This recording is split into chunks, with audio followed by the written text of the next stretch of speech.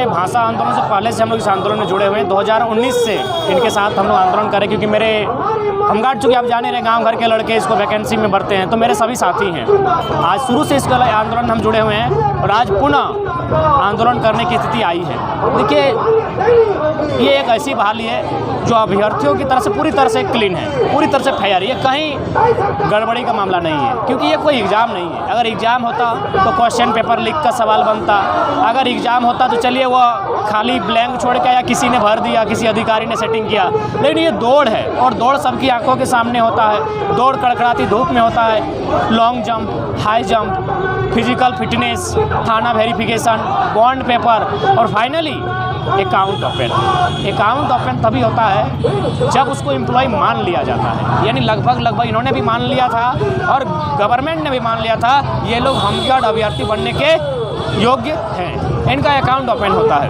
Account open होने के बाद आज लगभग सालों बीत गए, लेकिन आज भी इन्हें ट्रेनिंग पर भेजा नहीं जाया गया है। और इसी क्रम में रांची में भी धरना हुआ, एक आध बार नहीं कई मर्तबा हुआ। जिस प्रकार से एक लोकतांत्रिक देश में जिस प्रकार से आंदोलन करना चाहिए, हर वो हथकंडा अपनाया गया, हर तरीके से आंदोलन किया गया। कोरोना काल में भी नियमों को पालन करते हुए आंदोलन किया गया, लेकिन अंततः अभी भी इनके पास निराशा है। कहा जा रहा है कि इनकी बहाली की जो सीडी थी, वो जो वीडियो फुटेज था, वो गायब हो गया है, तो उसके लिए किससे जिम्मेवार मानते हैं? देखिए दादा, हमारा यानी जो अभ्यर्थी हैं, जो दौड़ने वाले हैं, इनका काम था दौड़ पास करना, इनका काम था लॉन्ग जंप हाई जंप पास करना, इनका काम था जो आपका जब आप बुलाए वहाँ जाकर पूरा करना, अहर्ताओं को पूरा करना इनका काम था। लेकिन सीडी का मामला, क्या सीडी का जिम्मा इन 735 अभ्यर्थियों को दिया गया था? इनमें से किसी अभ्यर्थी को सीडी का अगर कॉपी पेस्ट भी इनको मिलता तो ये संभाल के रख देते। सीडी का जिम्मा विभाग का था, अतः विभाग पर कार्रवाई होनी चाहिए, विभाग को कटघरे में खड़ा होना चाहिए। लेकिन इनका जो अंधकार भविष्य हो रहा है, जो रसातल में जा रहे हैं, इनके साथ दुर्व्यवहार, इनके साथ नाइंसाफी नहीं होनी चाहिए। मुख्यमंत्री भी आए थे अभी हाल ही में, लेकिन कोई संज्ञान नहीं लिया पूरे मामले। जी बिल्कुल, मुख्यमंत्री भी आए थे, इस मामले में कोई संज्ञान नहीं लिया गया। बहुत दुख की बात है। आज मुख्यमंत्री कहते हैं कि हम भी गरीब का बेटा है, आदिवासी किसान घर से हैं, हमारी आदिवासी बहनें भी आज फपक के यहाँ रो पड़ रही हैं, विधवा बहन बैठी है। क्या स्थिति होगी आज? ये लोग, ये विभाग के लोग, अगर उनमें जरा सी भी मनुष्यता मानवता बची है तो आज आंखें फाड़ कर खोलेंगे और इस फाइल को खोलेंगे और इनका जो ट्रेनिंग के लिए जो अभी तक बाधित हैं, ट्रेनिंग इनको नहीं जा पाए, इन्हें ट्रेनिंग के लिए भेजा जाए, हम सरकार से मांग करते हैं। आज आप इनके आंदोलन में शामिल हुए हैं, भाषा आंदोलन को जिस तरह से आप लोगों ने अंजाम तक पहुंचाया, उसमें सफलता अर्जित की, क्या इनके आंदोलन में भी आगे तक साथ रहेंगे? निश्चय ही इस आंदोलन में हम लोग साथ रहेंगे, क्योंकि इनके पास ऑप्शन नहीं है। ये लोग उस उम्र सीमा को पार कर चुके हैं। दौड़ने की तो बात दूर कीजिए, अगर इन्हें 5 किलोमीटर दोपहर 11-12 बजे चलने के लिए कहा जाए तो शायद ये असमर्थ है। आधे रास्ते में इन्हें बैठना होगा, बीमार हो जाएंगे, चक्कर आएगा। उस अवस्था में ये लोग आ चुके हैं। सबसे बड़ी चीज़ होती है अवसाद, एक मानसिक यातना। ये 5 सालों से मानसिक यातना से गुजर रहे हैं। घर वालों का ताना अलग, समाज का ताना अलग, गांव के लोगों का ताना अलग। लोग सुसाइड किस कंडीशन में करते हैं? ताना।